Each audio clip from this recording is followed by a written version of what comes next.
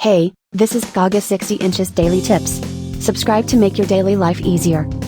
Fry tofu with cumin. 1. Prepare ingredients: a piece of tofu, 6 cloves of garlic, an egg, a spoon of white sesame, 2 spoons of pepper powder, some cumin powder, 3 spoons of light soy oil, 3 spoons of vinegar, a spoon of sugar, some salt, some chopped green onion, and some starch. 2.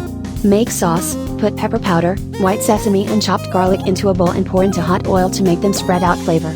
Add light soy oil, vinegar, sugar, salt and cumin powder, whisk them together. 3.